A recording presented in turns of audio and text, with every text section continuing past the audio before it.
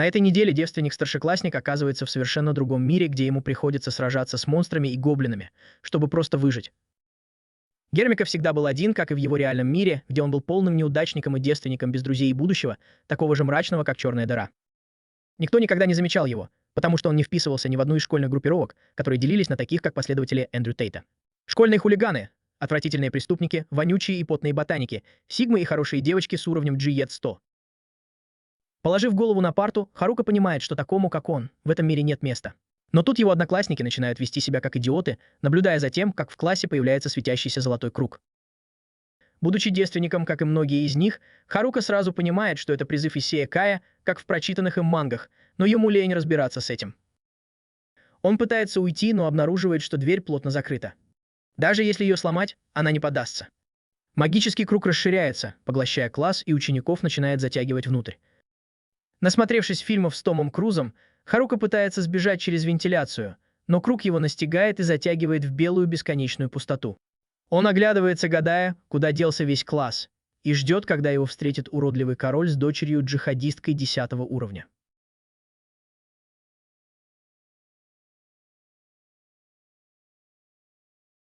Каким-то образом Харука понимает, что всех его одноклассников уже вызвали и отправили в другой мир после выбора особой способности. Старик говорит ему, что он тоже должен выбрать способность, но из 50 вариантов 43 уже заняты и сильных способностей не осталось. Харука понимает, что ему придется довольствоваться какой-нибудь отстойной способностью, чтобы выжить в этом новом мире. Но его надежды рушатся, когда он видит, что даже у твоей мамы способности лучше, чем у остальных. Разозлившись, он толкает старика и требует, чтобы тот дал ему более сильную способность или научил его считать, и чтобы он перестал вызывать людей, если у него нет достаточно способностей. Старик, наконец, не выдерживает и отталкивает его, говоря, что такой невезучий человек, как он, не выживет даже с самыми лучшими способностями. В отчаянии он отдает Харуке все оставшиеся способности и отправляет его в новый мир. Когда Харука оборачивается, он с удивлением обнаруживает, что находится посреди огромного леса. Испугавшись, он замечает на земле сумку и поднимает ее, обнаруживая, что она вмещает бесконечное количество вещей. Это неплохой предмет, но, к сожалению, все, что в нем есть, такое же простое, как моя девушка. Он быстро проверяет содержимое и пытается просмотреть свои характеристики, но внезапно на экране появляются две игральные кости. Он бросает их, и обе выпадают на М, он понятия не имеет, что это значит, но характеристики подсказывают ему, что все нужно распределить по одной способности. Не зная, означает ли М- или что-то другое, он решает подстраховаться и ставит все на удачу. К его удивлению, М на самом деле означает максимум, и его удача теперь на максимуме. Он также узнает, что из-за своего одиночества и того, что он девственник, Бог наделил его способностью вызывать жалость у других. Он оглядывается, чтобы убедиться, что поблизости нет никого из одноклассников, но никого нет, поэтому он решает пойти дальше. И построить свой собственный дом, вдохновившись видео на YouTube, где люди строят дома из грязи. Пока он идет по лесу, ему становится не по себе, он боится, что на него может напасть какое-нибудь чудовище. А может, это твоя мама? Чтобы успокоить свои страхи, он достает еще один предмет – контактные линзы. К его удивлению, как только он их надевает, у него появляется способность видеть характеристики разных вещей, невероятно полезная и мощная способность. Он понимает, что эти навыки гораздо ценнее, чем кажется по их названиям, и продолжает идти, радостно собирая травы, повышающие здоровье, ядовитые грибы и многое другое. Благодаря своей бездонной сумке он может собрать столько, сколько захочет, чтобы продать лекарства и получить большую прибыль. Восстановив силы, как настоящий Сигма, он идет дальше через лес и в конце концов находит вход в пещеру. Он молится Богу, надеясь, что внутри нет никаких существ, а затем заходит внутрь в поисках чего-нибудь полезного. В пещере быстро становится темно, поэтому он достает фонарь и магическую палатку, в которой он может спокойно жить. Когда наступает ночь, Харука чувствует себя комфортнее, чем Биар Гриллс, когда собирает ветки и разжигает костер, который также отпугнет зверей. Он снова проверяет свои характеристики, замечая, что некоторые из них повысились, но он слишком устал, чтобы изучать их, поэтому засыпает. На следующее утро он просыпается и осматривается, чтобы убедиться, что он в безопасности, и понимает, что его методы отпугивания монстров работают. Он голоден, разводит огонь, достает сковородку и жарит грибы с вяленым мясом. Еда получается на удивление вкусной, и он думает, не остаться ли ему здесь, но вспоминает, что у него нет протеинового порошка. Поэтому он снова выходит из пещеры и находит полянку с травами, которые помогут ему нарастить мышцы. Собирая травы, он слышит шум позади себя и видит группу глупых гоблинов, которые что-то ищут. Он в панике прячется в кустах, а тупые гоблины начинают петь «Скибиди-туалет». Тут Харука не выдерживает, хватает свой посох и бросается на них. Он думает, хватит ли его посоха, чтобы справиться с двумя гоблинами. На всякий случай он надевает снаряжение и бросается на них, ударяя одного из гоблинов по большой голове. Это что-то пробуждает в нем, и он начинает бить бедное существо, пока оно не падает без сознания. Другой гоблин пугается, но все равно нападает на Харуку. К счастью для Харуки, движения гоблина предсказуемы, поэтому он легко уклоняется от атак, а затем бьет его по голове и добивает небольшим магическим взрывом. Затем он умывается, садится на землю и решает, что на сегодня хватит. Солнце уже садится. Вернувшись в свою пещеру, он поджаривает грибы, как настоящий бродяга, и проверяет свои характеристики, но видит, что некоторые способности повысились. Это отличная новость, но он не может не думать о том, что бы с ним сделали гоблины, если бы нашли его одного в пустой пещере. Он быстро отгоняет пугающие мысли и делает несколько упражнений, чтобы согреться, прежде чем лечь спать. На следующее утро он снова просыпается и видит грибы на завтрак, что уже начинает надоедать. Он думает, не найти ли ему мясо, но тут же вспоминает, что веганы из его класса сожгли бы его на костре, если бы он сказал это вслух. Он встает, повышает свои характеристики с помощью магии и отправляется в путь, держа в руке свой верный деревянный посох. Вскоре он находит что-то на земле и понимает, что это еще один бесполезный гриб. Разочарованный, он бросает его на землю и продолжает искать мясо, как будто оно растет на деревьях, как у девственника. Вскоре он успокаивается и понимает, что ему нужно сосредоточиться на развитии магических способностей. Он снова усиливает свои характеристики и начинает бежать по лесу. К его удивлению, его скорость увеличилась в несколько раз, и он чувствует себя невероятно легким и проворным. Даже его атаки стали быстрее и сильнее, и он решает проверить это на ближайшей группе гоблинов. Без колебаний он бросается в бой, ударяет первого гоблина своим деревянным оружием, а второго бьет по голове. Это застает гоблинов врасплох, особенно мускулистого, который поднимает дубинку. Не желая рисковать, он прячется в кустах и ускользает незамеченным. Он решает, что на сегодня хватит, и возвращается в свою пещеру, размышляя о событиях дня, прежде чем заняться какими-нибудь домашними делами, например, собрать стол из Икеа. После нескольких попыток к утру он уже неплохо справляется и самостоятельно собирает табурет и журнальный столик. Благодаря своему новому навыку он укрепляет защиту, сооружая деревянные ворота у входа в пещеру, чтобы никто не мог войти без разрешения. Вечером он отправляется на охоту за маленьким кроликом, потому что не может больше обходиться без мяса. Ему везет, и он замечает кролика, который бежит по лесу, и ему удается поймать его, как дикую кошку. Улыбаясь, как хищник при мысли о еде, он вдруг чувствует, что рядом кто-то есть, и настороженно оглядывается. К своему удивлению и разочарованию он видит, что к нему приближается группа хулиганов. Это пугает его, потому что он не хочет с ними связываться, поэтому прячется за кустами и тихо уходит. Но потом инстинкты снова берут верх. Он быстро использует свое особое зрение, которое позволяет ему видеть все вокруг, и, к своему удивлению, замечает, что с одной стороны к нему приближаются мысли, а с другой — типичные фанаты Эндрю Тейта и вонючие ботаники. Он решает, что не хочет иметь с ними ничего общего, но вдруг замечает девушек-веганов во главе с президентом класса. Он отпускает кролика и думает, стоит ли ему подойти к президенту класса, ведь она всегда была добра к нему, и он знает ее с первого класса. Но он сдерживается, думая о том, как здорово быть хозяином своей жизни, и решает, что завоюет мир на своих условиях.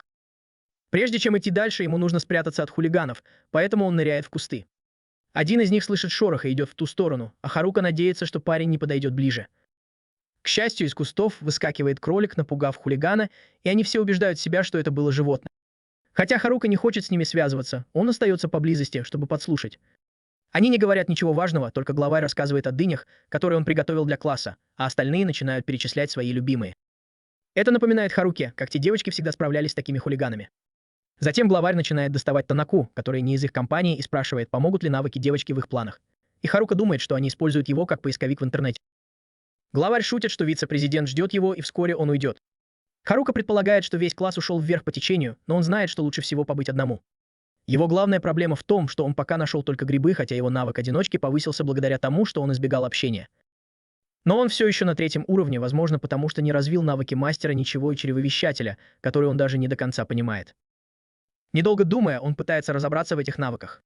Мастер ничего не значит, что он не может сосредоточиться на чем-то одном, но он может делать все понемногу на среднем уровне. Что касается чревовещания, то это кажется бесполезным талантом, как будто он просто марионетка для других.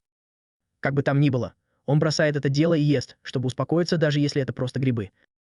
На 7-е утро Харука просыпается от звона металла и мужских криков. Он думает, что это снова те хулиганы, но видит, что это ботаники сражаются с гоблинами. Он удивляется, стоит ли ему помочь, хотя они явно проигрывают. Используя свой навык оценки, Харука проверяет их статус и видит, что у них всех 16-й уровень. Маг синхронизации Страж и Шиноби. Они далеко не бесполезны, как он. Это напоминает ему о его классе, полном талантливых учеников, и он до сих пор не понимает, почему его объединили с этими ботаниками. Он уже собирается уйти, но его навык восприятия замечает 2 гоблинов, подкрадывающихся к ботаникам. Вспомнив их доброту, Харука убивает врагов. Потом он здоровается с ними, и вскоре они уже идут вместе благодаря его за помощь. Но Харука, который так долго был один, не знает, как реагировать на их благодарность. Он ведет их в свою пещеру, где они впечатлены тем, что он построил ее в одиночку. Харука заводит разговор, спрашивая, что случилось с остальными учениками и почему они оказались в лесу в это время. Ботаники с трудом отвечают, и Мак объясняет, что все началось с того, что их телепортировали в лес. Некоторые почесали затылки, другие ущипнули себя, думая, что это сон, а некоторые заплакали. Но ботаники были самыми спокойными в этом новом мире. Хулиганы, почувствовав это, потребовали ответов о таких мирах, угрожая расправой. Среди хаоса староста класса попытался всех успокоить. Но когда появилась орда гоблинов, даже самые сильные хулиганы не смогли устоять. Но ботаники не сдавались. Страж с щитом, шиноби с катаной, певец с молотом и волшебник со своими заклинаниями. В конце концов, даже хулиганы и спортсмены присоединились к битве, и гоблины были повержены. После сражения старосты классов предложили найти более безопасное место и отвели всех на берег реки. Ботаники использовали свои навыки, чтобы разработать план выживания и разбить лагерь, а старосты классов распределили обязанности – следить за обстановкой, готовить еду и собирать припасы. Это позволило классу действовать как команде, пока популярные девочки не отказались собирать дрова. Их бунт распространился, и вскоре в лагере остались только старосты классов, ботаники и еще несколько человек. Хотя некоторые все еще были не заинтересованы и скучали, из-за чего они начали халтурить, на базу напали гоблины. Ботаникам, которые и так были загружены работой, пришлось отбиваться от врагов самостоятельно. Они победили, но ценой больших усилий. Волшебник-ботаник понял, что им нужно держаться вместе и доказать свои навыки, чтобы выжить, потому что гоблины были не единственной угрозой. Хулиганы тоже представляли опасность. Волшебник видел, как хулиганы заставляли другого ученика отказаться от навыков очарования, которые, вероятно, позволяют контролировать людей, и кукловодство, которое позволяет управлять другими, как марионетками. Ботаники повышали свой уровень не только для того, чтобы противостоять внешним угрозам, но и для того, чтобы справиться с опасностями внутри лагеря. Чтобы следить за происходящим, Атаку пошел за хулиганами в лес и подслушал их план создать гарем в лагере. Он быстро предупредил старосту класса, который решил повысить свой уровень и сразиться с хулиганами. Но хулиганы недавно освоили навыки очарования и кукловодства, что усложнило задачу. Несмотря на это, староста класса с большим мужеством выступил против хулиганов. Неожиданно, ботаники быстро одолели их и с помощью магии лишили их зловещих способностей. Когда план хулиганов по созданию гарема раскрылся, они сбежали из лагеря, но пообещали отомстить. Начался хаос, и в конце концов лагерь сгорел дотла. Популярные девушки обвинили ботаников в том, что они начали конфликт с хулиганами. Большинство учеников последовали за толпой и обвинили Атаку. Староста класса вместе с несколькими другими ребятами, которые не верили, что ботаники виноваты, попытались их защитить, но этого оказалось недостаточно. В итоге ботаников выгнали из лагеря. Когда Харука услышал эту историю, он расплакался и обнял своих друзей за то, что им пришлось пережить. Он даже предложил устроить вечеринку с грибами, чтобы они могли пообщаться и поесть вместе. Харука провел ночь с друзьями, понимая, что компания — это не так уж плохо. На рассвете он попрощался с одноклассниками, и один из них спросил, не хочет ли он присоединиться к ним и пойти по реке, чтобы стать искателем приключений. Хармика признался, что не хочет ни с кем объединяться, но в своей обычной загадочной манере отказался и сказал им идти без него. Наблюдая за тем, как уходят ботаники, Харука подумал, что его слабые навыки только замедлят их. Он решил найти старосту класса, чтобы во всем разобраться. Во время поисков он наткнулся на волка-монстра, который его укусил, но он победил его, ударив по голове. К вечеру он добрался до разрушенного лагеря своего класса и с помощью своей способности обнаружения нашел следы людей, переходивших реку. Пройдя по следам, он заметил вдалеке популярную девушку и подумал, что ему стоило остаться дома и поесть жареных грибов. Но тут к нему подошла одна из самых популярных девушек. Харука хотел было убежать, но услышав, как одна из них сказала: «Пожалуйста, остановись», он остановился, чтобы убедиться, что она действительно это сказала. Популярная девушка быстро объяснила, что они ищут ботанов, чтобы извиниться, понимая, насколько серьезной была их ошибка. В конце концов, они остались живы только благодаря им. Харука подумал, что странно, что эти избалованные девушки хотят извиниться, ведь в оригинальном мире такого никогда не было. Но он сказал им, что догнать ботанов невозможно. Одна из девушек настаивала на том, чтобы он рассказал, что знает, и Харука задал им несколько сложных вопросов. Смогут ли они выбраться из леса? Смогут ли они противостоять монстрам? Действительно ли они собираются найти своих спасителей и извиниться или просто сдадутся?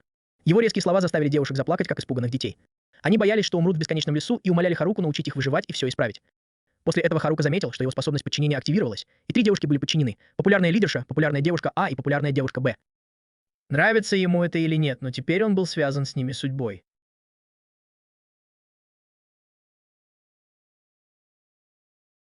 Когда солнце взошло после нескольких часов ходьбы, 3 девушки шли за ним, как утята за мамой.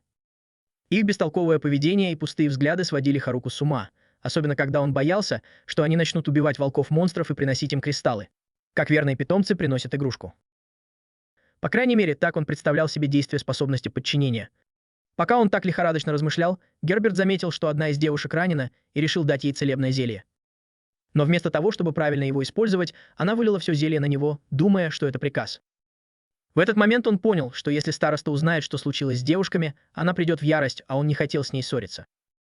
Пока Харука пыталась снять заклятие, староста подошла к нему сзади и позвала его. Тем временем хулиганы собирались напасть на девушек в старом лагере, но сначала им нужно было разобраться с другими проблемами. Харука пытается позвать старосту по имени, но не может вспомнить его, и это ее очень раздражает. Она громко выражает свое недовольство.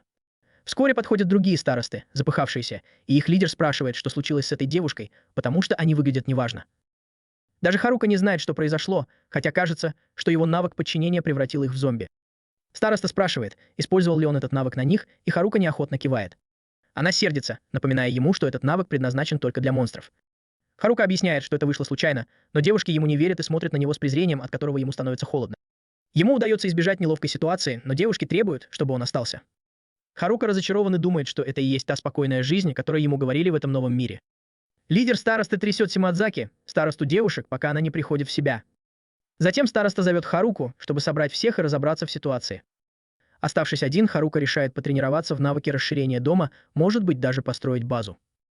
Но когда он активирует навык, то оказывается, что его голова торчит из земли, а тело полностью в земле. Староста класса отводит Харуку в сторону, чтобы он мог объяснить, что сказал ему Шимадзаки. По словам Шимадзаки, Харука пришел, чтобы помочь всем, и девочки поклонились ему в знак благодарности. Но Харука говорит, что хочет вернуться домой, и девочки ругают его, напоминая, что он обещал помочь. Староста класса в замешательстве спрашивает, что он имеет в виду, говоря о возвращении домой. Харука объясняет, что построил свой собственный дом, когда его забросило в этот мир. Девочки в восторге от этого, и лидер тут же назначает новое собрание по стратегии, оставив Харуку в покое. Староста класса спрашивает, сколько человек может поместиться в его доме, и Харука отвечает, что если потесниться, то около 240 человек смогут там разместиться. Особенно если они не против пользоваться ванной и кухней. Девочки в восторге от того, что в его доме есть такие комнаты, а лидер в шоке, что это особняк в глуши. Подбадриваемая подругами, лидер вежливо спрашивает, могут ли они остаться в его доме на ночь. Харука, ошеломленный мыслью о том, что ему придется принять столько девушек, не может отказать и ведет их к себе домой, используя свои навыки, чтобы провести их через темноту. После долгой прогулки девушки выбиваются из сил, не в силах угнаться за его быстрым шагом. Когда они переводят дух, то понимают, что пришли в особняк в глуши. Это открытие радует девочек больше, чем все, что они видели в этом суровом новом мире. Хирмука удивляется, что девочкам его дом нравится даже больше, чем ботаникам. Пришло время показать им дом, и когда он показывает им ванную комнату, большинство девочек сразу же бросаются туда, чтобы помыться, и по пути разбрасывают свою одежду. Харука смотрит на них и удивляется, какими дикими они становятся после того, как побывают в лесу. Когда дом наполняется людьми, Харука ставит палатку снаружи, чтобы уединиться. Но как только он начинает наслаждаться одиночеством, к нему подходит староста класса и благодарит его за помощь. После ухода мальчиков девочки были встревожены, но теперь они гораздо спокойнее. Удивительно, как хорошая комната, вкусная еда и теплая ванна могут поднять настроение. Несмотря на это, она признается, что плохо справлялась со своей группой во время всего этого хаоса. Харука успокаивает ее, говоря, что она сделала достаточно, даже если не может делать то, что могут Ода и остальные. Он объясняет, что ботаники были подготовлены к такой ситуации и точно знали, что делать, в то время как остальные просто пытались выжить. Это немного успокаивает ее, хотя она все еще задается вопросом, действительно ли Харука такой необычный, раз смог построить особняк в глуши. Ее проницательность застает его врасплох. Пожелав ему спокойной ночи, она уходит, и девочки наконец-то могут нормально помыться и выспаться. В особняке старости достается самое неудобное место, но она спокойно сидит в своем углу, а Харука размышляет о девочках и чувствует, что ночь будет долгой. На рассвете одна из девочек извиняется за то, что разбудила его, и говорит, что завтрак готов. Харука, не узнавая ее спросонья, просит дать ему еще полчаса поспать. Девушка подшучивает над ним, говоря, что он, похоже, не скоро встанет. Чувствуя себя неловко, он меняет тему и спрашивает, что на завтрак. Она отвечает, что это грибы и рыба на гриле, и это его радует, потому что он уже несколько дней ест только грибы. Когда они выходят из палатки, он случайно ударяется головой о ее голову. Она приходит в себя, а Харука пропускает извинения и сразу же принимается за рыбу. С первым же кусочком его любовь к рыбе становится очевидной. Девушка из их группы спрашивает, живет ли Харука рядом с рекой. Он признается, что живет, но ест только грибы, потому что рыба слишком быстрая и умная, чтобы ее поймать. Ему любопытно, и он спрашивает, есть ли у них более простой способ. Девушки показывают ему свою технику, используя электричество, и мгновенно убивают рыбу в реке. Харука удивленно просит их сделать это еще раз, и когда они собирают электричество в своих руках, он использует свои навыки, чтобы поймать его в реке. Впервые в жизни он ловит рыбу и, к своему удивлению, обнаруживает, что у него есть собственная магия электричества. Используя свои способности, он может захватывать любую магию стихий и воссоздавать ее по-своему. Девушка замечает, что это немного чересчур, и Харука соглашается, говоря, что это скорее всего смесь его способности упаковывать и его способности ничего не уметь. Он все еще помнит, как получил худшие способности, в то время как остальные получили лучшие, и от управления магией электричества он чуть не обмочился от волнения. Позже Харука встречается с лидером девушек и спрашивает, что они будут делать дальше. Она объясняет, что они еще не пришли к единому мнению, но, скорее всего, отправятся в город. Харука предполагает, что они хотят наверстать упущенное, и они подтверждают, что им нужно извиниться. Лидер подчеркивает, что перед путешествием нужно повысить уровень, и Харука соглашается помочь. Лидер благодарит его, но уточняет, что их цель — не преследовать Оду и других ботанов. Харука немного расстраивается, потому что ему бы хотелось увидеть, как девчонки надают им по шее. Тем не менее, они все собираются, чтобы начать тренировку. Харука спрашивает, у кого какой уровень, и те, кто впереди, отвечают, что у них от 16 до 21 уровня. Он в шоке, ведь у него всего лишь 7 уровень. Но он сдерживает слово и быстро замечает 3 кобольдов, которые прячутся в кустах неподалеку, и просит девчонок разобраться с ними, потому что монстры всего лишь вдвое слабее их. Девчонки начинают разминаться и готовятся к бою, но когда приходит время, они легко побеждают их. Харука критикует их выступление, называя его жалким, а девчонки ворчат, что никто не предупредил их, что эти существа кусаются. Позже, вместо того, чтобы наслаждаться покоем в своей палатке, Харука наблюдает, как девчонки собираются внутри, чтобы обсудить бой. Вскоре они уходят, чувствуя себя увереннее, кроме той, что с фиолетовыми волосами, которая разбудила Харуку раньше. Она остается, чтобы извиниться, объясняя, что просто проверяла его, потому что ее чуть не поймали парни во время предыдущей атаки, и это оставило у нее травму. Она хотела посмотреть, сможет ли Харука их победить, но он доказал обратное. Она добавляет, что разбудит его завтра к завтраку. На следующее утро Харука начинает свой день с рыбы, пока девчонки готовятся к реваншу с кобальдами. После тренировки некоторые девчонки слишком устали, чтобы стоять, а другие притворяются больными, чтобы не драться, но те, кто не сдается, побеждают кобольдов. После победы над чудовищами они обращаются с ними как с домашними животными. Лидер говорит Харуке, что они готовы отправиться в город, но Харука не соглашается. Позже Харука предупреждает лидера, что они не знают, что их ждет, поэтому нужно быть начеку и сохранять концентрацию. В ту ночь под проливным дождем один из учеников отчаянно пытается убежать от кого-то, кто его преследует. Споткнувшись о камень, он падает на землю, и его быстро хватают. Он кричит, что у него нет той силы, которую ищет преследователь, но тот не обращает на него внимания и наносит удар. На следующий день Харука уходит от группы через лес, зная, что хулиганы могут прятаться где-то поблизости и наблюдать за ними. Как лидер, он должен обеспечить безопасность всех, и лучший способ сделать это — быстро добраться до города. Но им нужно было беспокоиться не только о хулиганах, в лесу было много опасностей. Внезапно на их пути появляется огромный орк. Харука приказывает группе отойти и внимательно наблюдать за ним, пока он сражается с монстром. Орк замахивается дубиной, но промахивается, позволяя Харуке оценить его скорость. Согласно знаниям группы, этот тип орков устойчив к физическим атакам, и лучший способ победить его — использовать магию. Помня об этом, Харука открывает меню и ищет эффективное заклинание из 4 стихий — огня, воды, земли и воздуха. Он освоил эти способности на практических занятиях, даже использовал их в домашних делах. Но в этой битве Харука был не один. Орк снова атакует, разбивая дерево, за которым прятался Харука. Когда орк замахивается, Харука быстро обходит его сзади и бьет палкой, заставляя монстра закричать и упасть. После этой победы Харука задумался, ведь он только что сказал, что орки устойчивы к физическим атакам, но победил одного из них простой палкой.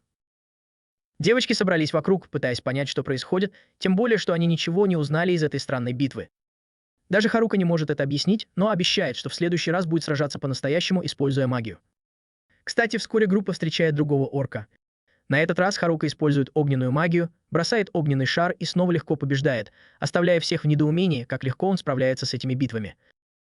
Девочки, которые так и не поняли, что произошло, осознают, что Харука слишком силен для обычного подхода.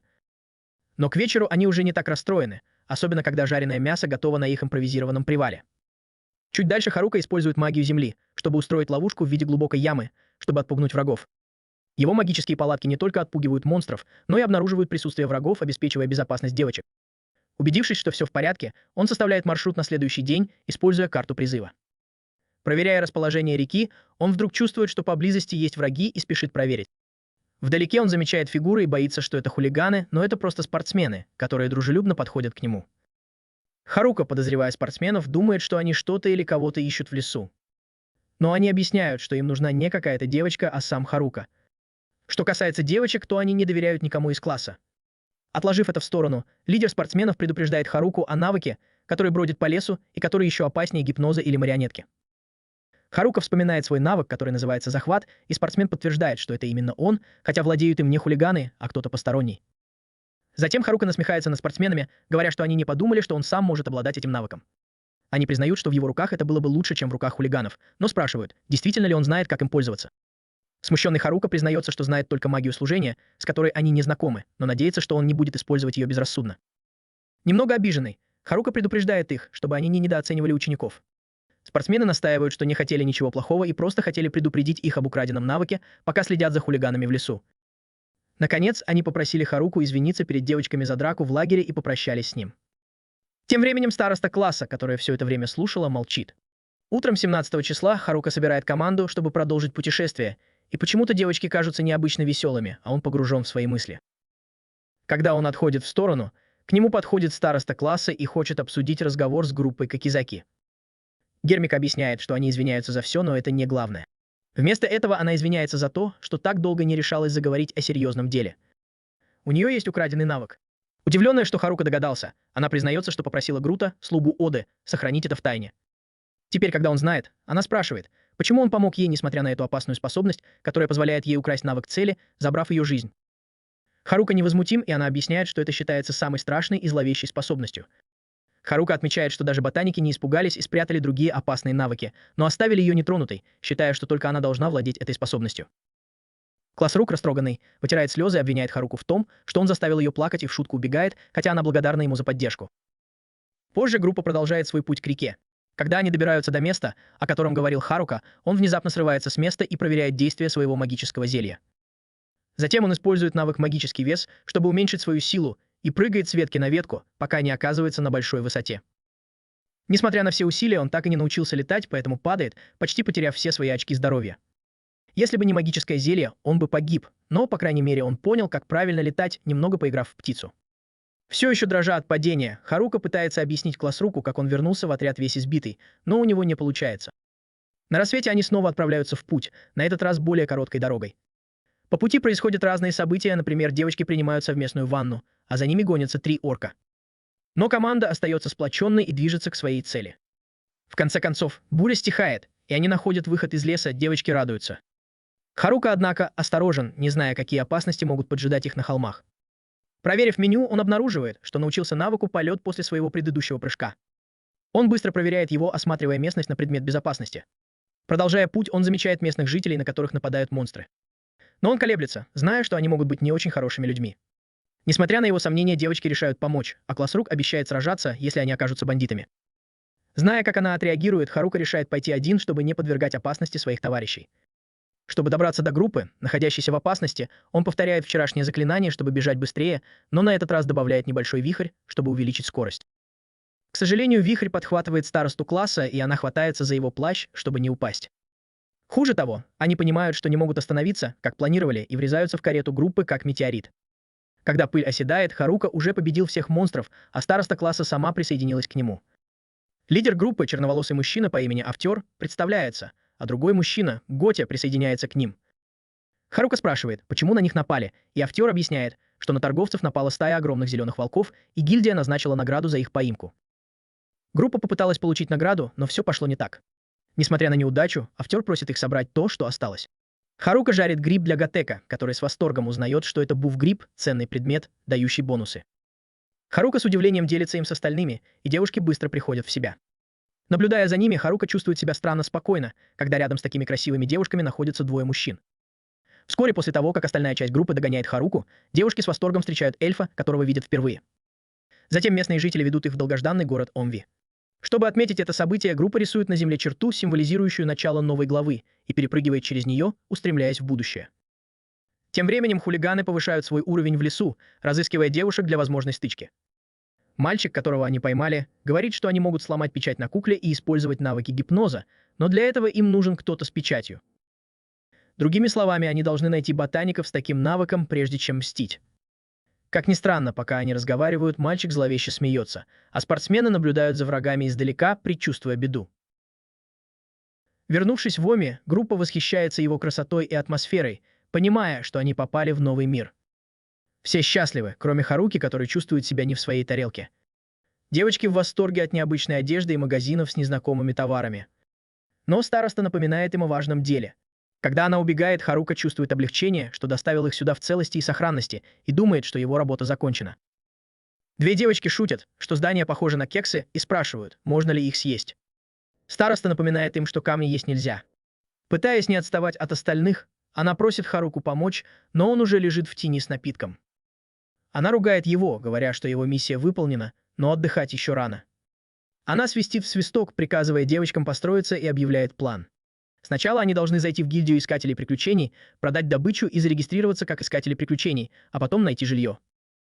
На следующий день они узнают о группе Оды. Симадзаки, лидер популярных девочек, спрашивает, почему группа Оды не в приоритете. Староста, чувствуя себя загнанной в угол, объясняет, что это не было намеренным. Харука пользуется моментом, чтобы подразнить Симадзаки, что она волнуется за ботаников, но та смущенно отрицает. В конце концов, они направляются в гильдию искателей приключений, и Харука чувствует себя не в своей тарелке уже от одного вида здания. Внутри еще хуже, там полно грубоватых на вид людей, которые пялятся на них. К Харуке подходит человек из гильдии и говорит, что с ним хочет встретиться глава гильдии. Харука быстро просит старосту класса заняться регистрацией, пока он разбирается с ситуацией. Он нервничает из-за всеобщего внимания и направляется к главе гильдии, который выглядит устрашающе. Глава спрашивает, он ли Харука, и тот, дрожа, подтверждает. К его удивлению, глава встает и вежливо благодарит его за спасение группы или за то, что Харука не бросил их, хотя он ожидал чего-то гораздо худшего. Харука чувствует себя спокойнее и находит стойку, где можно продать магические камни. Сотрудник объясняет, что на оценку камней потребуется время, и они будут готовы к завтрашнему дню. Тем временем девочки сообщают Харуке, что они зарегистрировались. Айктек признают, что недооценили девочек, не ожидая, что их уровень будет выше 30. Шимадзаки просит Харуку зарегистрироваться, и впервые он с нетерпением ждет возможности присоединиться к официальной группе. Увидев его энтузиазм, староста класса говорит Айктеку, что Харука станет отличным искателем приключений, ведь именно он благополучно доставил их в город. Харука начинает регистрироваться, но быстро понимает, что для этого ему нужен как минимум 10 уровень. У него только 9. Он в отчаянии падает на колени и умоляет сделать исключение, но сотрудник остается непреклонен, объясняя, что Харука тоже должен быть в группе. Он сможет стать полноценным искателем приключений только на 20 уровне, а до этого его не будут считать настоящим искателем приключений. Харука понимает, что до 20 уровня еще далеко, а его навык одиночки не позволяет ему официально присоединиться к какой-либо группе. Видя его огорчение, староста класса берет на себя ответственность за поиск жилья и приводит команду в гостиницу, рекомендованную гильдией. Харука с подозрением относится к этому месту, но когда они заходят, их встречает молодая девушка-администратор, которая говорит, что гильдия предупредила ее об их приезде. Харука замечает сердечки на дверях и думает, что это, наверное, отель для влюбленных, но староста класса говорит ему, чтобы он успокоился. Позже он понимает, что это обычная гостиница, и чувствует себя комфортно в постели, хотя и скучает по лесу. Шимадзаки тем временем спрашивает, где Ода и остальные парни. На 19-й день их пребывания в этом мире все завтракают, а староста класса говорит, что в городе относительно безопасно и много магазинов. Видя, как радуется девушка, Харука думает, что они здесь приживутся, но он планирует вернуться в лес, как только продаст свои магические камни. В гильдии сотрудница бросает на прилавок мешок с деньгами и извиняется, что это все, что они могут предложить. Харука пытается ее успокоить, а глава гильдии вмешивается и напоминает, что они еще не закончили считать камни. Харука понимает, что у них недостаточно денег, чтобы заплатить сразу, и они предлагают рассрочку. Глава гильдии соглашается и откладывает 8 миллионов в качестве первого платежа. Харука понимает, что эта сумма примерно равна 52 миллионам иен в японской валюте. Затем работник гильдии объясняет рыночную стоимость предметов в этом мире, отмечая, что магические камни Харуки, которые дают плюс 8 миллионов хилов, плюс бонус за миссию с зеленым волком. Получив деньги, староста объявляет, что пора закупаться. Гакс предлагает свой магазин, который он знает в Харуке. Харука, думая, что там будут одни женщины, по глупости соглашается. Однако вскоре они приходят в его магазин, где продаются предметы из подземелья. Хотя продавец кажется странным, он дружелюбен. Хаборка с удовольствием примеряет плащ-невидимку, силовые перчатки, огненный посох и меч, отсекающий ману.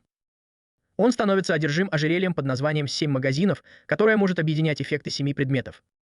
Его восторг быстро проходит, когда староста приказывает ему вернуться в отель, потому что пора спать. Разочарованный Харука просит дать ему попробовать еще один предмет. Это ветка амелы, которая усиливает магические посохи и жезлы. Но, взяв ее, он случайно активирует ее, объединяя все предметы, даже не заплатив за ожерелье. Разъяренный продавец сообщает ему, что ожерелье стоит больше 10 миллионов хилов. Гей-технолог из старосты пытался договориться о скидке и к 20 числу. Харука полностью разорен, но у него все еще есть вещи, которые он хочет купить.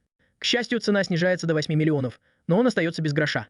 Он не может собрать больше магических камней, чтобы продать их. Чужакам нужно разрешение на выезд из города, и о том, чтобы улизнуть с девушками, не может быть и речи. Староста никогда бы этого не допустил. Поняв, что городская жизнь не для него, Харука решает вернуться в лес. С плащом-невидимкой, который он получил в комплекте с крестьянской одеждой, он пробирается мимо своих одноклассников к городской стене. Но как только он собирается перепрыгнуть через забор и сбежать, несколько девушек кричат, и он врезается в стену. Тем временем он и девушки видят, как одна из одноклассниц почти раздевается на публике, чтобы примерить новый наряд. Гермика спешит остановить ее, и его первый план побега проваливается. На следующий день, 21 числа, девушки готовятся к своей первой миссии. Гермика просит присоединиться к группе, но староста быстро отказывает ему после того, как он пытался сбежать накануне. Тем не менее, одиночка проскальзывает мимо охранника и выходит на улицу. Взволнованный, он бежит в лес, не обращая внимания на препятствия, включая бандитов, которые нападают на карету с беззащитной девушкой. Бандиты, не желая оставлять свидетелей, нападают на Харуку, заставляя его сражаться. Он призывает огненную пулю и побеждает их. Позже, понимая, что его деревянный посох превратился в более прочный благодаря ветке омела или огненному посоху, который он использовал ранее. Однако бандиты снова поднимаются, заметив, что их противник всего лишь мальчик 9 уровня. Они используют продвинутые навыки владения оружием, рубящий удар, двойной удар и рывок. Но Харука видит, что они не владеют этими навыками в совершенстве и быстро устают. Он с легкостью побеждает их, понимая, что хотя навыки владения оружием сильны, эти головорезы были слабыми и не умели сражаться. Девушка из кареты Мариэль, дворянка с необычным характером, благодарит Харуку и представляется. Она объясняет, что она дочь местного лорда и просит его проводить ее, так как после нападения она чувствует себя небезопасно. Естественно, она более чем рада выразить свою благодарность за его помощь, хотя Харука хотел вернуться в лес. Эта последняя деталь убедила его остаться и помочь. В карете Мариэль спрашивает Харуку, откуда он родом, и он отвечает, что это ужасное место, где правит ужасная гильдия, которая даже не позволяет жителям свободно покидать город. Из-за этого и других факторов, по мнению мальчиков, лорд города такой же ужасный, как и место, которым он правит. Услышав это, Мариэль начинает плакать, потому что она дочь лорда, которого только что оскорбил Харука. К удивлению Мариэль, карета направляется обратно в Ому. Поняв это, Харука паникует и пытается сбежать, но дворянин настаивает, что он должен получить награду за спасение девушки. Тем временем в лесу спортсмены и хулиганы дерутся, и лидер спортсменов получает удар от противника. После первого поражения группа поняла всю серьезность ситуации. Но меч, который ранил парня, принадлежал не хулигану, а одинокому мечнику, который, казалось, сражался сам по себе. Этот воин быстро расправился с другим хулиганом, вонзив меч ему в грудь, а затем и с третьим. Но хулиганы, разъяренные быстрым поражением своего друга, продолжали атаковать, но их легко ранили и убили. Понимая, что им не спастись, оставшиеся хулиганы бросились на мечников, но те их остановили. Никто не мог уйти без разрешения. Мариэль умоляюще посмотрела на Харуку, которая боялась возвращаться в Ому, и отругала его за то, что он устроил такой переполох. Не в силах сопротивляться, он неохотно последовал за ней в особняк лорда Ому, чувствуя себя неловко. Пока они осматривали картину, на которой, казалось, был изображен лорд и его жена, он планировал быстро уйти. Но прежде чем он успел ускользнуть, появилась Мариэль и спросила, почему он не подождал, пока она переоденется, как она просила. Им жарко, это было так неожиданно, что Мариэль не поверила своим глазам. Она настояла, чтобы он остался, пообещав, что воин будет вознагражден. Чтобы доказать, что она не лжет, благородная дама пригласила гостя на настоящий пир, который был накрыт на столе. Отказавшись от мысли уйти, она наслаждалась едой, а потом попросила служанку принести вознаграждение за его спасение.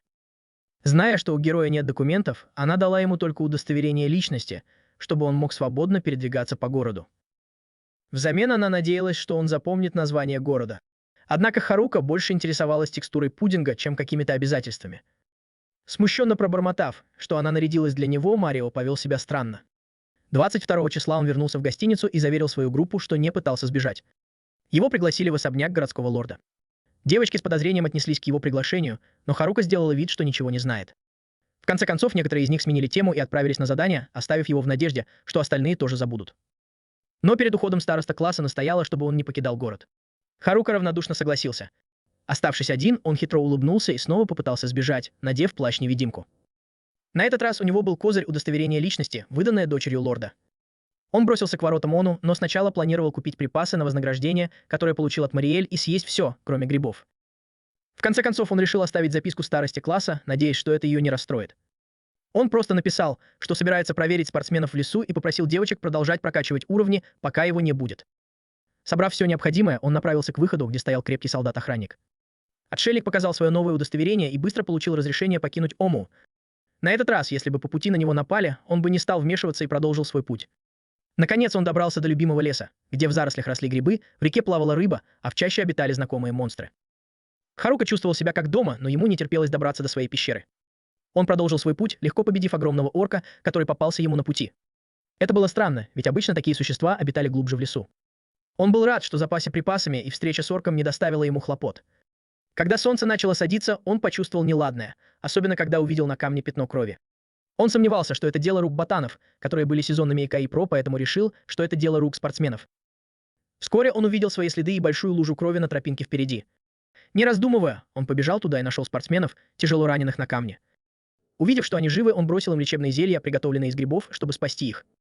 Лидер пришел в себя настолько, что смог увидеть Харуку и спросил, в безопасности ли девушки. Харука заверил его, что они в безопасности в городе благодаря спортсменам. Казазаки успокоился, чувствуя, что помог классу. Харука назвал их лучшими спортсменами, о которых только можно мечтать.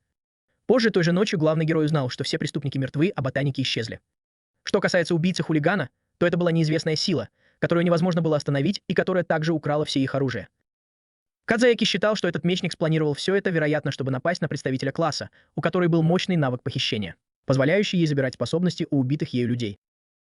Гермика забеспокоился, потому что думал, что только он и ботаники знают о ее силе, но спортсмены предположили, что мечник знал об этом, раз спрашивал о ней.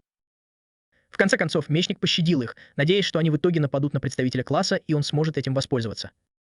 Однако спортсмены вместо этого бродили по лесу, пока не оказались на волосок от смерти. Таинственный враг наверняка пойдет по кровавому следу, но лидер команды считает, что с помощью Харуки они смогут победить, объединив силы. Услышав это, Харука задумался о том, как он ненавидит ввязываться в конфликты. Он хочет жить в лесу в тишине и покое. Но тут ему звонит Джуби, и он не может игнорировать ситуацию. Он соглашается помочь, но настаивает на том, чтобы идти одному, отправив остальных в город к девушкам. После их ухода Харука понимает, что с поддержкой было бы безопаснее, но если мечник убьет всех, то некому будет защитить девушек. Тем временем девушки ищут Ому, но представительница класса все еще волнуется, несмотря на письмо Харуки.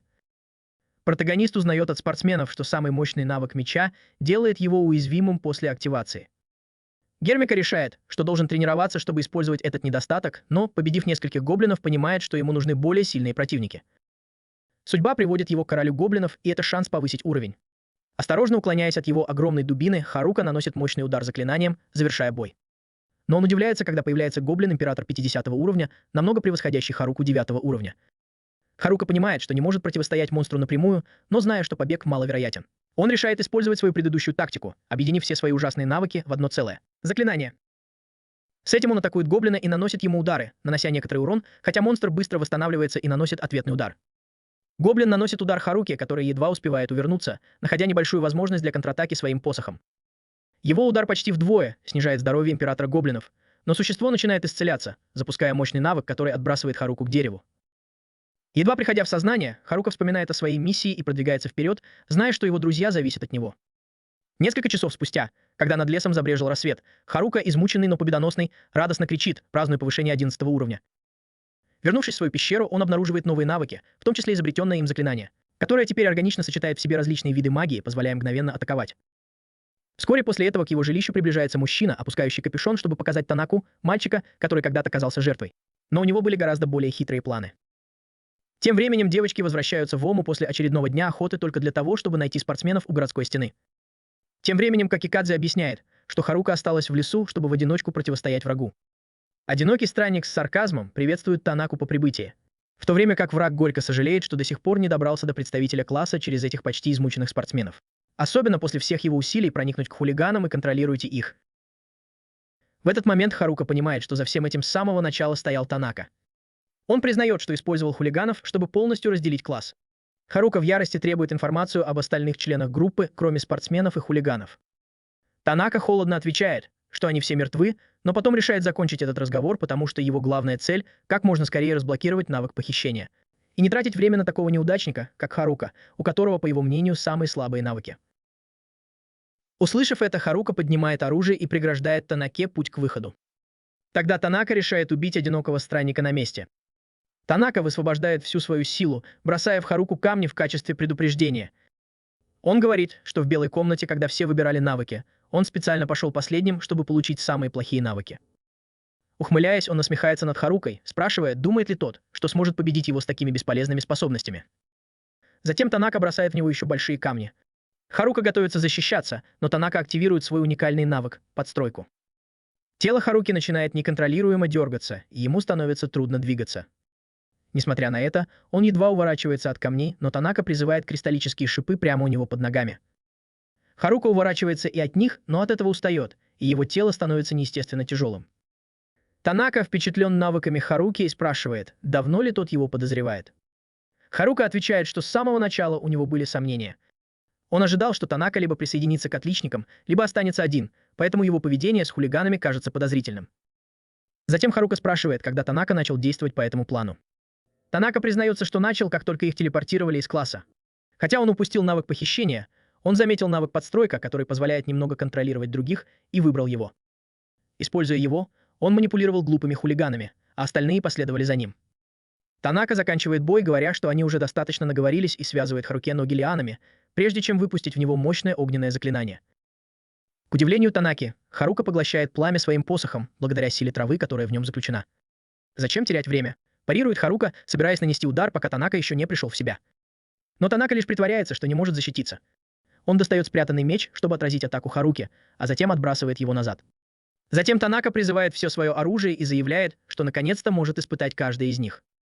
Он бросается на Харуку с мечом, быстро меняя оружие при каждом взмахе, и Харука едва успевает за ним. Харука вынужден защищаться, с трудом отражая быстрые и непредсказуемые атаки Танаки. Пытаясь сбежать, Харука ныряет в кусты, но мощный удар отбрасывает его на другой берег реки. Понимая, что он слабее, Харука спрашивает, как Танака может использовать столько оружия и способностей одновременно. Танака подходит к нему и требует сдаться, но Харука поднимается и спрашивает, не использует ли он навык подражания, чтобы копировать способности одноклассников. Танака подтверждает это и добавляет, что хотел скопировать способность старосты класса, а затем убить ее, чтобы завладеть настоящей способностью. После этого он собирается убить всех остальных, чтобы украсть их способности. Харука понимает, что столкнулся с самым сильным противником. Танака атакует Харуку разными видами оружия, но тот наносит удар по иллюзии. Танака на самом деле стоит у него за спиной. Харука понимает, что эта тактика не работает, и опускает посох на землю, заставляя Танаку думать, что он сдался. Он бросается к Харуке, но тот уклоняется, имитируя ультра-инстинкт Гоку. Затем Танака насмехается над Харукой, спрашивая, может ли он использовать каждое скопированное умение только 3 раза. Это задевает его за живое, и Танака начинает паниковать, понимая, что теряет контроль над ситуацией. Харанка говорит, что давно понял, в чем слабость способности Танаки копировать умения, и специально заставил его потратить все копии. Разъяренный тем, что его перехитрили, Танака все еще может использовать по одной копии каждого умения и в отчаянной попытке снова нападает на Харуку. Харука уклоняется от атаки и сильным ударом отбрасывает Танаку назад. Почувствовав, что у него появился шанс, Харука решает быстро закончить бой, но Танака внезапно выпускает мощный заряд, заставляя Харуку остановиться. Решив не сдаваться, Танака достает кинжал, бросается вперед и наносит 2 быстрых удара, прежде чем исчезнуть и появиться над Харукой. Харука уклоняется, но когда пыль рассеивается, понимает, что это была уловка. На самом деле Танака прячется за камнем и готовится использовать свое последнее умение – мгновенную смерть. Он наносит удар Харуке, мгновенно убивая его, как и предполагает название умения.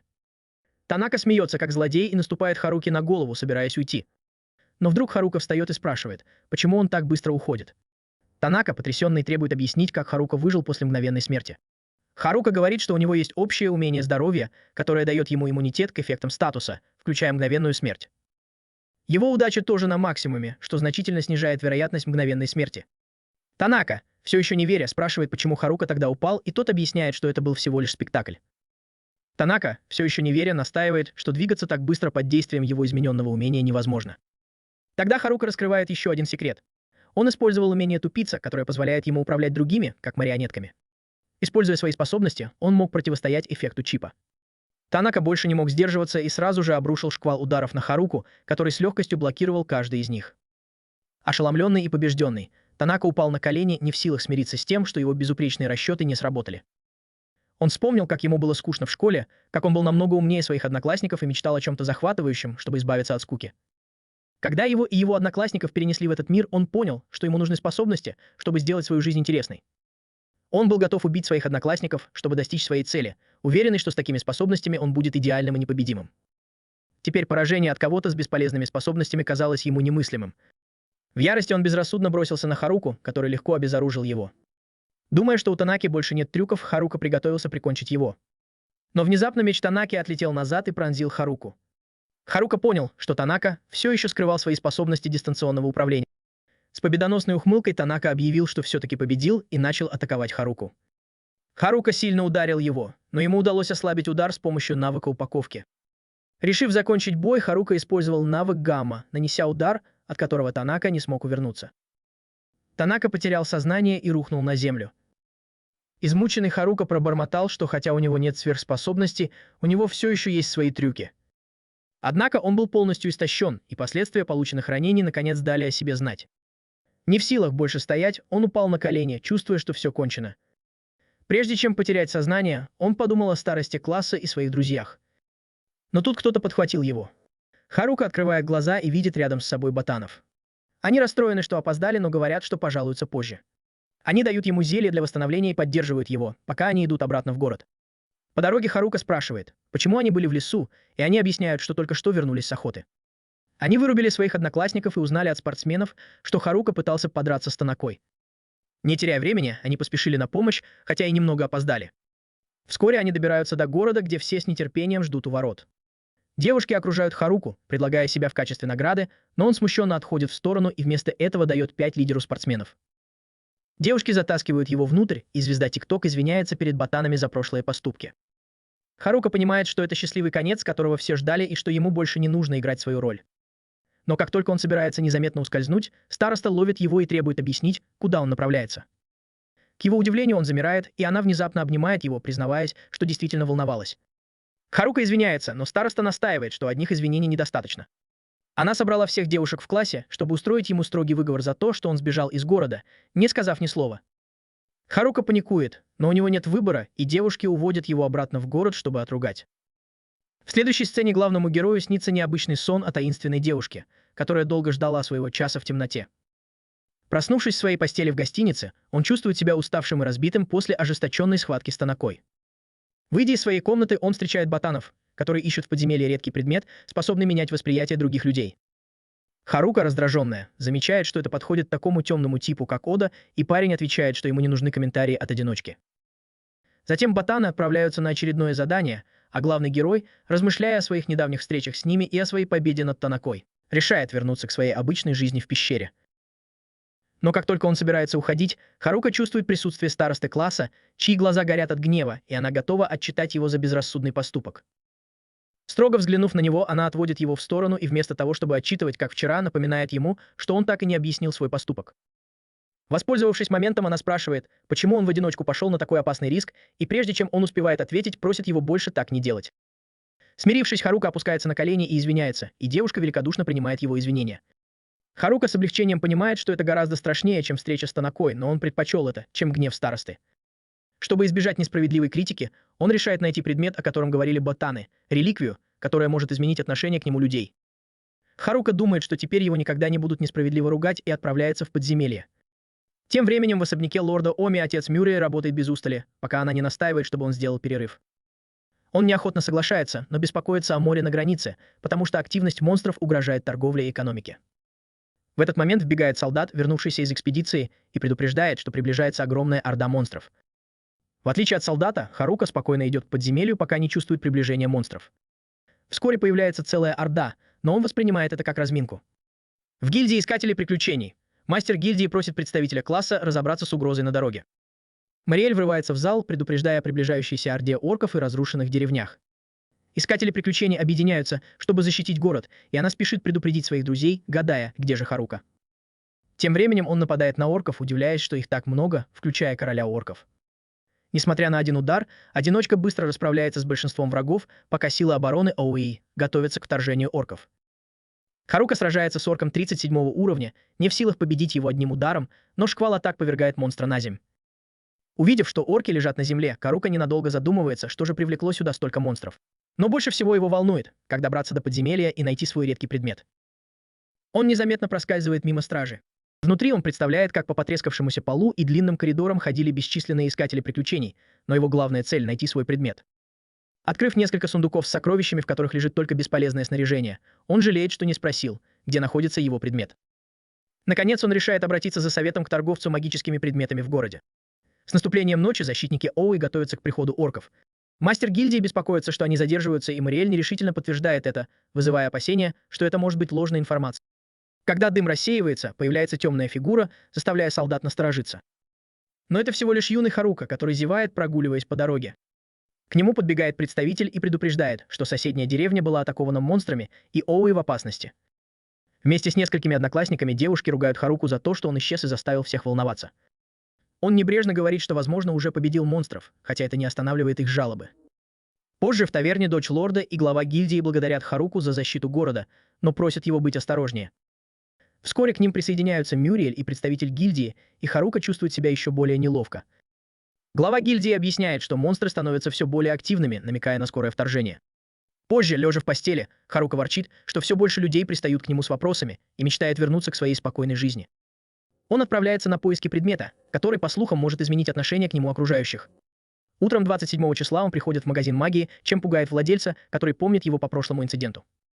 Чтобы позвать его, Харука объясняет, что он пришел не за покупками, а чтобы спросить о предмете, который мог бы понравиться людям больше.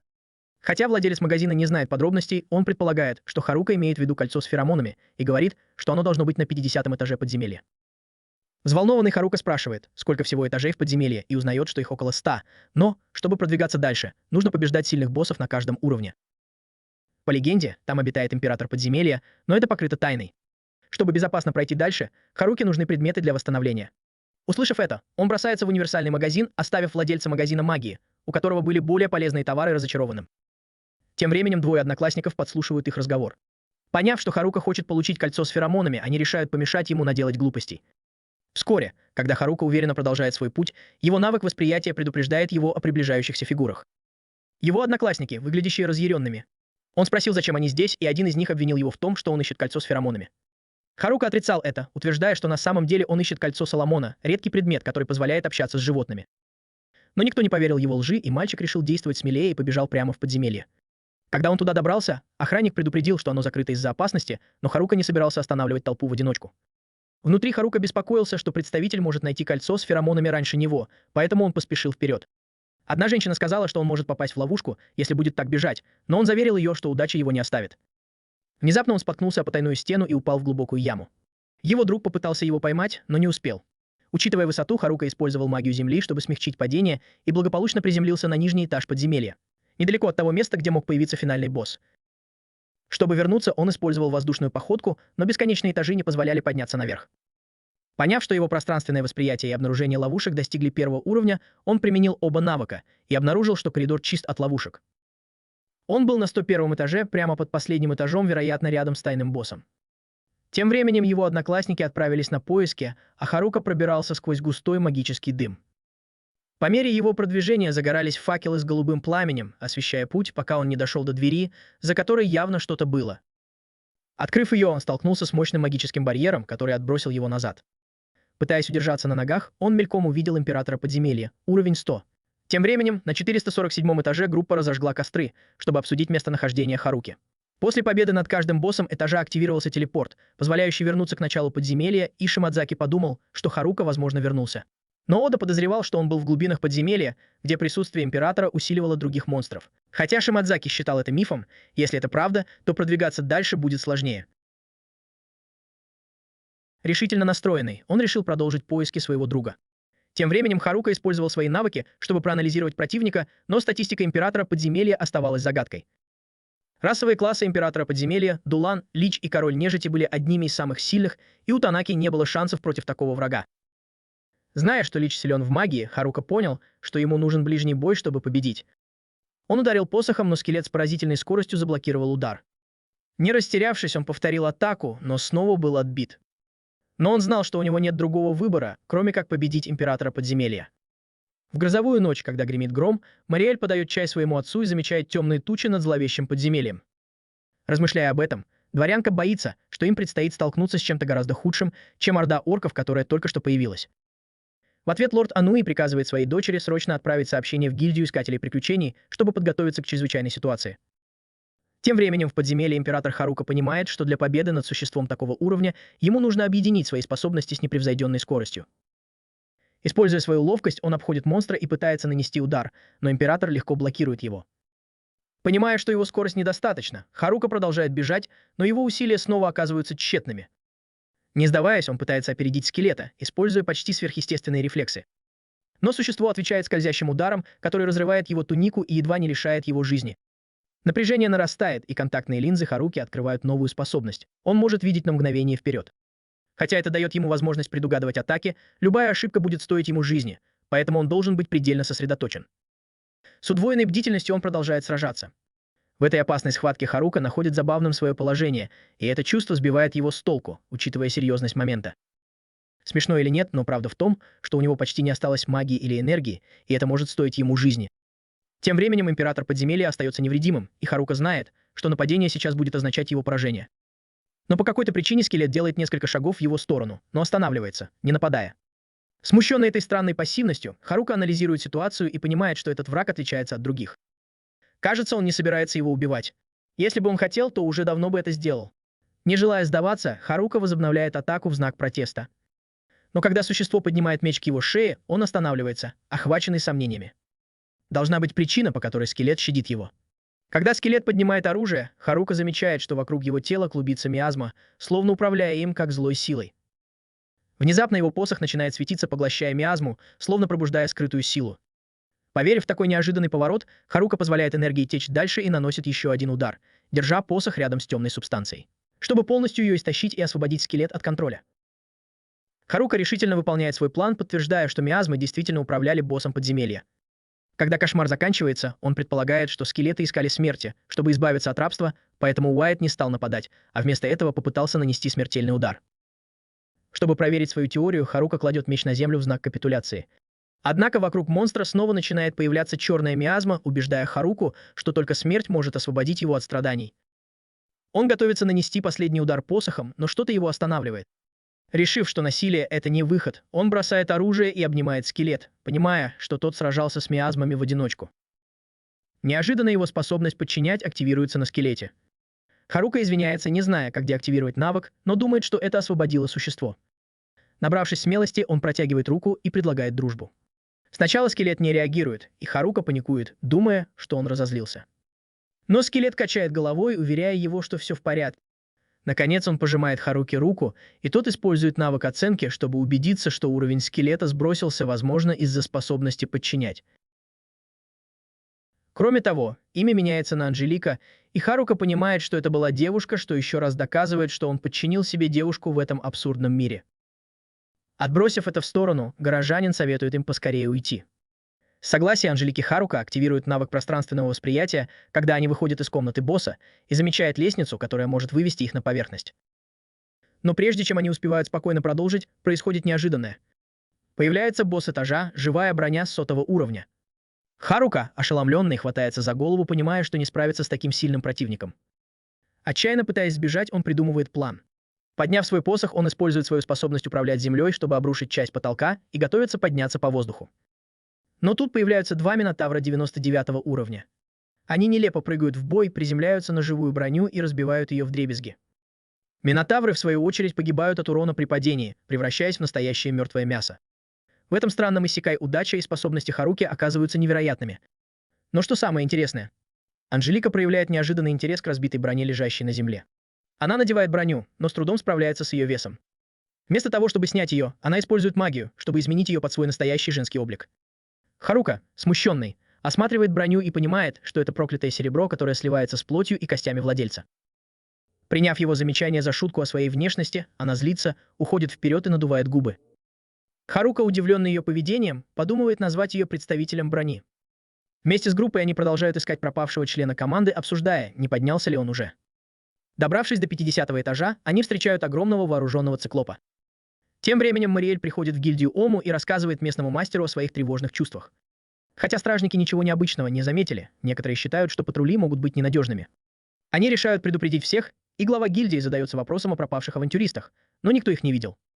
Мариэль беспокоится, что ее интуиция ошибается. Вернувшись в подземелье, Хербука дает Анжелике крышку от банки, чтобы поднять ей настроение, но это длится недолго, потому что он чувствует приближение лича 98-го уровня, который невосприимчив к физическим атакам и уязвим только к святой магии. Рассматривая варианты, Харука решает сбежать через дыру наверху, но колеблется, опасаясь последствий. Лич не теряет времени и нападает, но Харука едва уворачивается от смертельного заклинания, разочарованно качая головой. Это действие становится решающим напоминанием. Харука использует свое главное оружие против монстров, владеющих темной магией. Он поднимает трость, направляя святую магию на существо. Он гордится своим посохом, который когда-то отверг, и понимает, что теперь он стал его лучшим союзником. Затем Харука сталкивается с гигантскими мотыльками 97 уровня, зная, что их ядовитая пыль требует осторожности. Вместо того, чтобы атаковать напрямую, он создает пламя и позволяет ему зависнуть рядом. Мотыльки слетаются на свет, и Харука усиливает магию, сжигая их всех разом. На 96-м этаже Харука и Анжелика сталкиваются с ядовитыми ползунами, гигантскими гусеницами, которым суждено стать мотыльками. Эти существа плетут опасный магический шелк, поэтому Харука ловит их в ловушку, создавая тонкий пол под ними и катая его, как каток. Добравшись до 95-го этажа, Харука чувствует присутствие могущественного врага сквозь клубящийся фиолетовый дым. Впереди лежат мечи, и они с Анжеликой едва успевают увернуться от внезапной атаки. Враг, хитрый босс 100-го уровня, известный как Живой Меч, быстр и ловок, использует свои способности, чтобы манипулировать окружающими клинками. От этой битвы не уйти, и Харука готовится к ней. Разочарованный подлыми приемами босса, Харука задается вопросом, кто сможет изменить ход событий.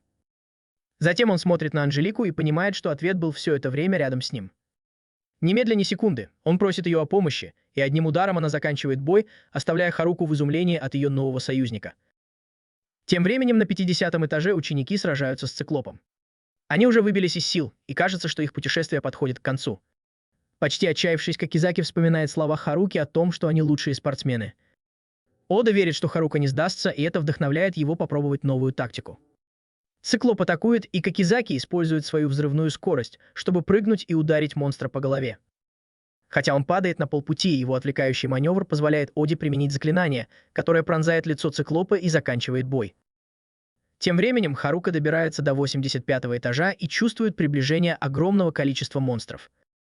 Снаружи подземелья охранник ворчит, что дети безрассудно бросаются в бой, несмотря на предупреждение об опасности. Внезапно несколько крыс пробегают мимо его ног. Встревоженный охранник смотрит вглубь подземелья и замечает приближающихся монстров. Действуя быстро, он сообщает об этом главе гильдии, который объявляет, что настал давно ожидаемый день. Из самых глубоких уровней подземелья в мир людей хлынула волна монстров. Мариэль понимает, что ее опасения сбываются, а Гекик беспокоится о безопасности тех, кто находится внутри. Погрузившись в раздумье, глава гильдии достает старый документ, в котором говорится, что подземелья растут вниз этаж за этажом.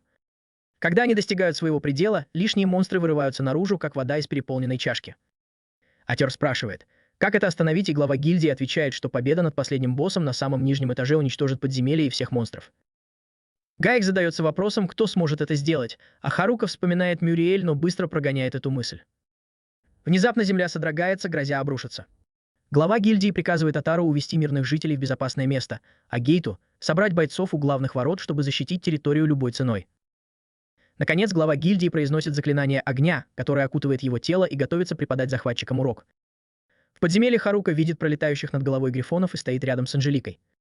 Раздумывая, кто же это, птицы или львы, он решает бросить в них парализующую рыбу, посыпанную солью. Монстры дерутся за маленький кусочек, и когда он начинает действовать, они падают, освобождая Харуге путь на следующий этаж. Тем временем на 54-м этаже представитель класса призывает свою команду не сдаваться, несмотря на трудности. Все полны решимости найти Харугу, но впереди их ждет встреча с десятками оборотней. В городе Оми искатели приключений только что пережили первую волну, но несколько воинов уже ранены. Мариэль с горечью узнает, что такое давка. Столкнувшись с тяжелой ситуацией, Оми предлагает обратиться к чужакам в подземелье, чтобы сразиться с финальным боссом, и глава гильдии считает, что Харука справится с этой задачей. Проблема в том, что у них нет возможности связаться с одиноким странником. Гаек удивляется, кто же настолько безумен, чтобы отправить ему сообщение в этом хаосе, и все трое смотрят на Мариэль. Понимая, что ее заставляют выполнять эту нежелательную задачу, она отказывается, боясь идти в подземелье одна.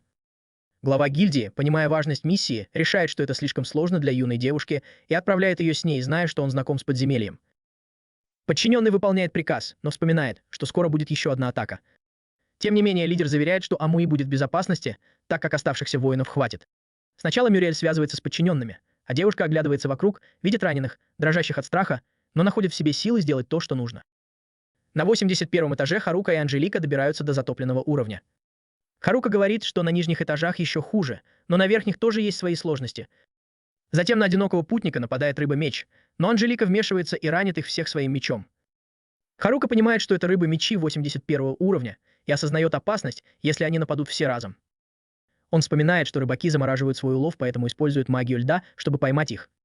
Затем Харука и Анжелика перепрыгивают по камням на другую сторону, а внизу проплывает огромная тень, направляясь к ним. Вскоре тень превращается в босса этажа, гигантскую рыбу, которая создает волну. Анжелика быстро убегает, но Харука получает удар, а одинокий путник тонет. Делла колеблется, не зная, как добраться до водного противника. Но Харука выныривает, держа в руках доску, сделанную с помощью магии земли.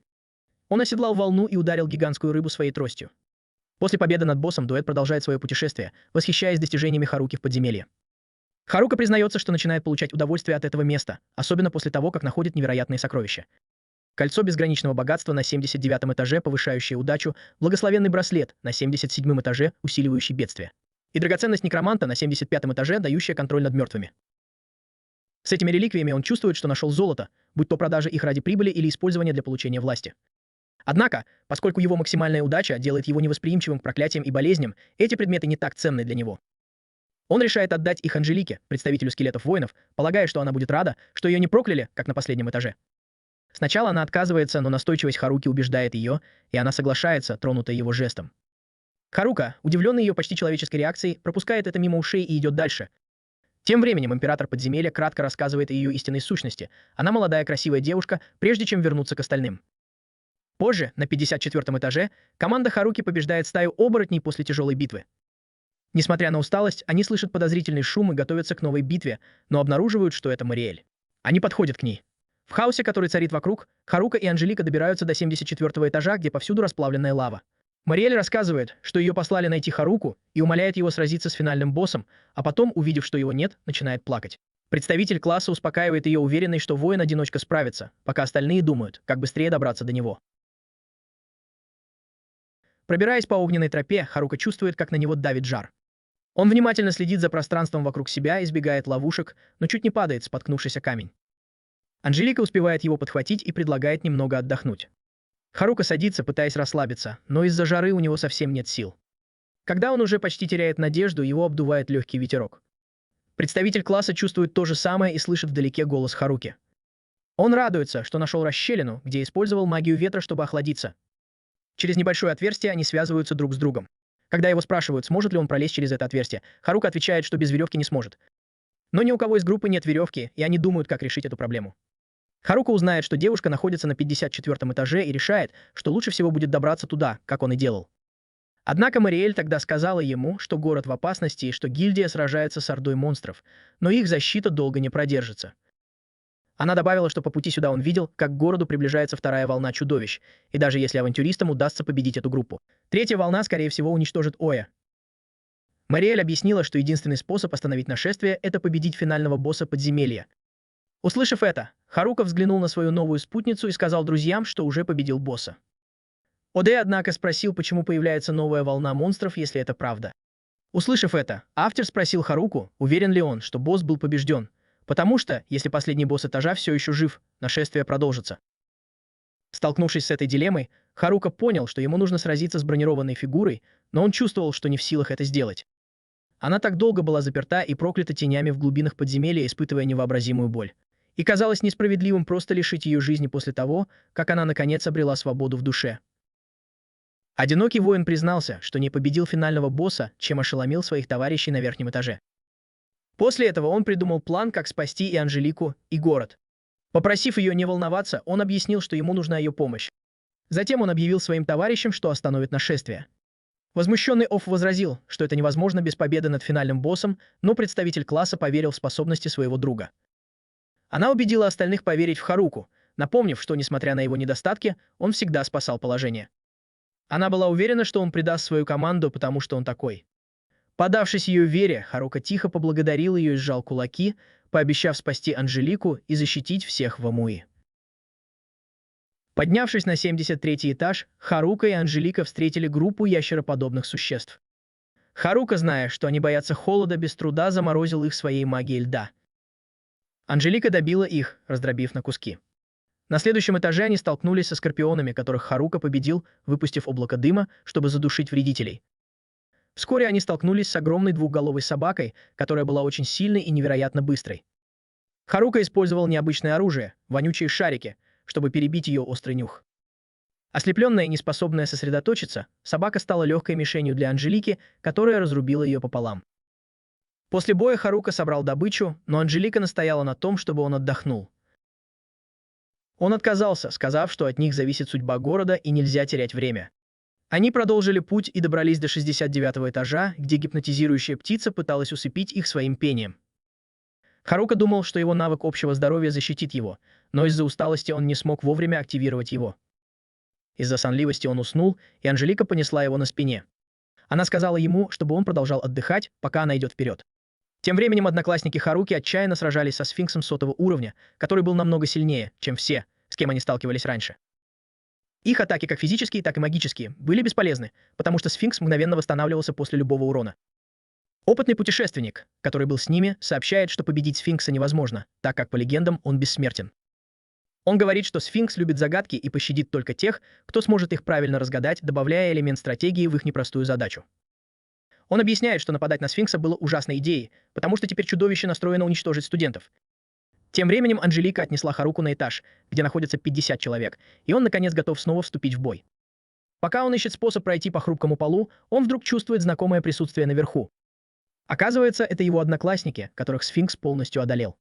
Огромное чудовище нападает на старосту класса, но тут появляется Харука и атакует с помощью своего нового магического снаряжения, созданного специально для борьбы со сфинксом, который невосприимчив к физическому урону. Хотя его первый удар не причиняет вреда, он дает Анжелике возможность нанести решающий удар, отрубив сфинксу голову и убив его навсегда. После этого Харука и староста класса обмениваются взглядами, и она приветствует его, говоря, что все ждали его возвращения. Одноклассники шутят, что он опоздал, а староста вспоминает ночь, которую они провели вместе.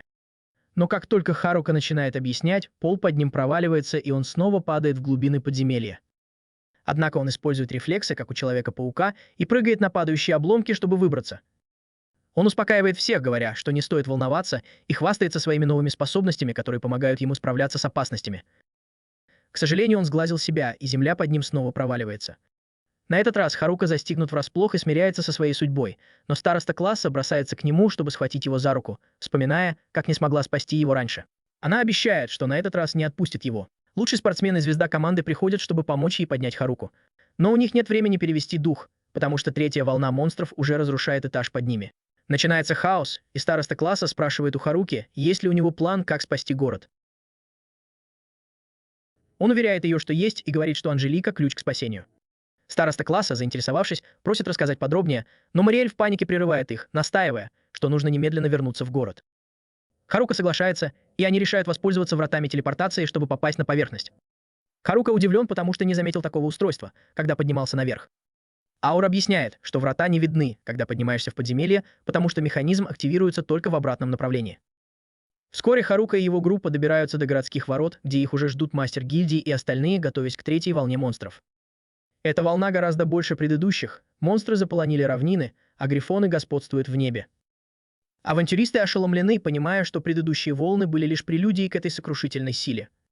Когда наступает отчаяние, Харука подает сигнал Анжелике. Она выходит вперед, достает меч и вонзает его в землю, высвобождая мощную волну энергии, которая распространяется по всему городу и подземелью. Харука заключает, что Анжелика, как настоящий босс подземелья, не только управляет монстрами, но и, вероятно, полностью контролирует их, учитывая, как легко она уничтожила их на пути к вершине.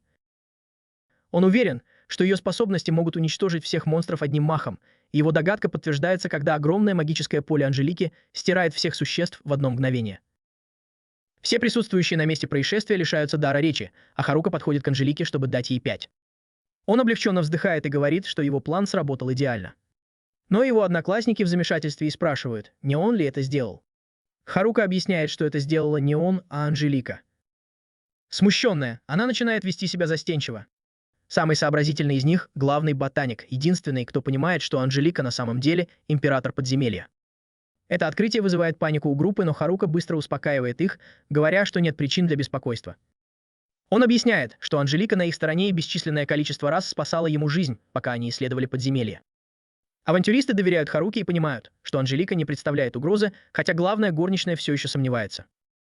Он спрашивает, действительно ли Тихая Анжелика правитель подземелья, чья сила превосходит даже самых сильных боссов. Харука подтверждает это, объясняя, что хотя ее уровень был сброшен из-за определенных событий, она все равно превосходит большинство монстров по силе. Он рассказывает, что сначала думал, что одной ее силы будет достаточно, чтобы заставить монстров подчиниться, но понял, что нужно подойти ближе, чтобы это сработало. Другие девушки нервно спрашивают, что случилось с монстрами, боясь, что они могут отомстить. Харука успокаивает их, говоря, что существа, скорее всего, мирно отдыхают на своих этажах, следуя прямому приказу императора подземелья. Он объявляет, что город наконец-то в безопасности, и эта новость мгновенно поднимает всем настроение. Толпа радостно приветствует это знаменательное событие, и в городе снова воцаряется спокойствие. На следующий день Харука решает устроить выставку, чтобы показать все сокровища, которые он собрал в подземелье. По его просьбе представитель класса приходит вместе с остальными, и они поражены впечатляющей коллекцией редкого оружия и доспехов, которую Харука тщательно подготовил. Уверенно и решительно он объявляет, что все это – часть распродажи в честь Черной Пятницы. Поднимается шум, когда упоминание о распродаже вдохновляет девушек на сверхчеловеческие усилия, и они без труда оттесняют парней, чтобы первыми купить лучшие товары. К счастью, Харука, всегда думающий наперед, приберег несколько вещей на всякий случай. Проявляя свою преданность как настоящий друг, он делится этими запасами с парнями, чтобы каждый что-нибудь получил. Вскоре все погружаются в изучение нового снаряжения, и Харука чувствует удовлетворение, зная, что теперь их жизнь станет намного легче. Но в его голове все еще крутится тревожная мысль об Анжелике.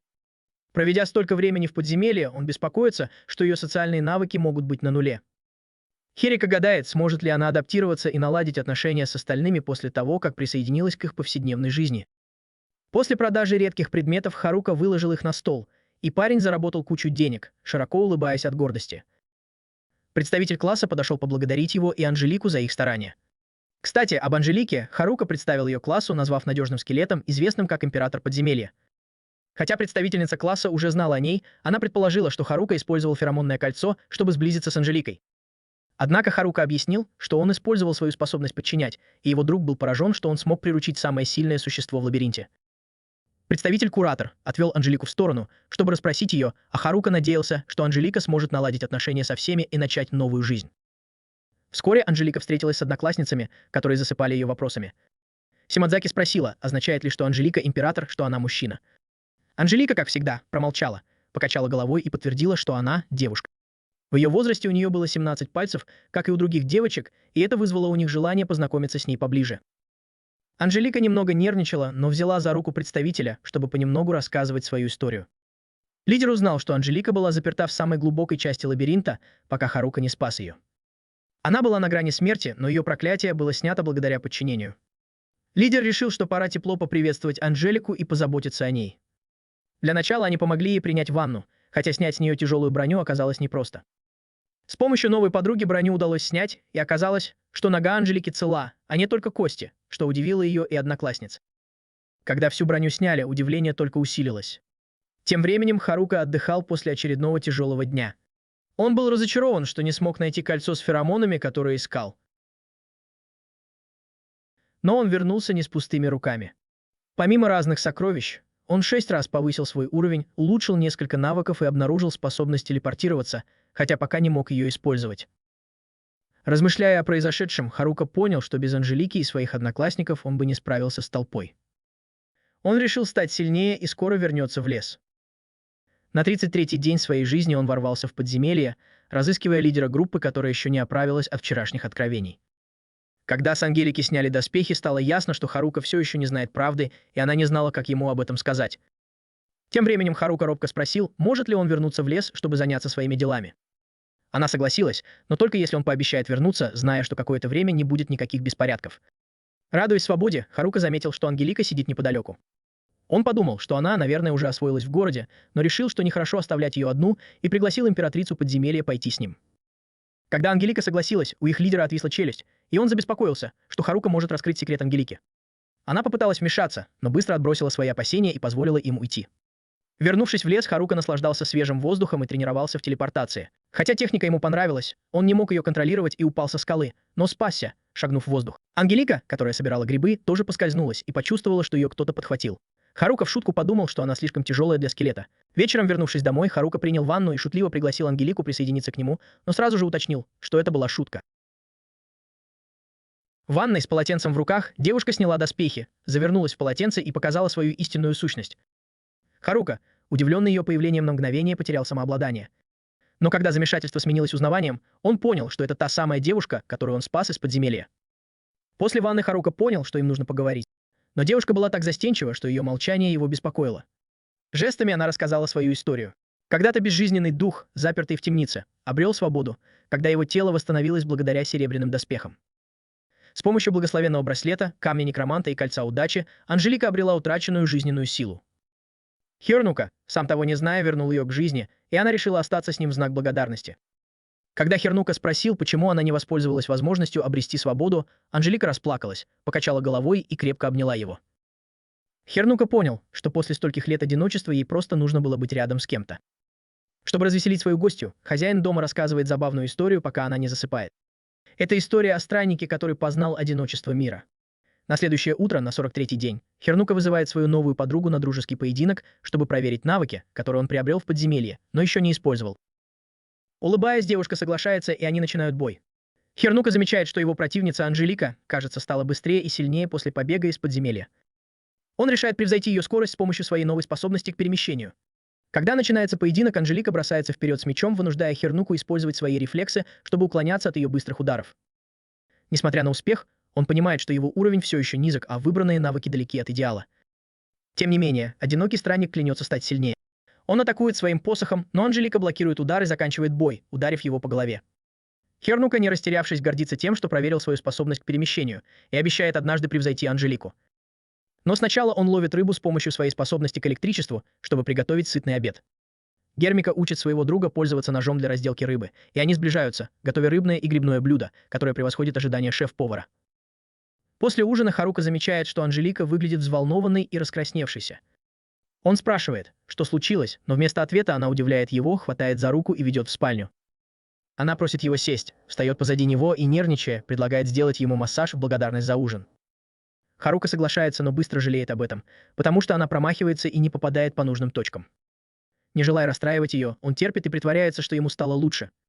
Анжелика спрашивает, как она может отблагодарить его, и Харука выводит ее на улицу. Они сидят на скамейке под звездным небом и любуются пейзажем. Чувствуя, что Анжелика отдалилась, Харука подсаживается к ней поближе, понимая, что ее жизнь, скорее всего, была полна конфликтов. Он нежно гладит ее по голове и благодарит. Но вместо того, чтобы расслабиться, Анжелика становится еще более робкой, дрожит и отворачивается. Харука касается ее плеча и успокаивает, понимая, что она изо всех сил старается приспособиться и обещает помочь ей, чем сможет. На 44-й день Харука приглашает Анжелику вернуться с ним в город на следующий день, и она соглашается. После этого они продолжают любоваться звездами.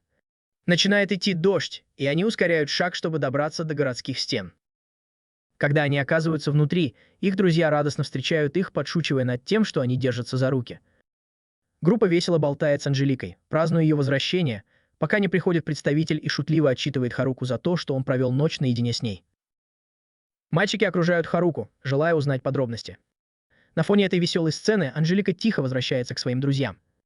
Харука предлагает ей пообщаться с остальными, но Анжелика останавливает его, мягко прося не беспокоиться.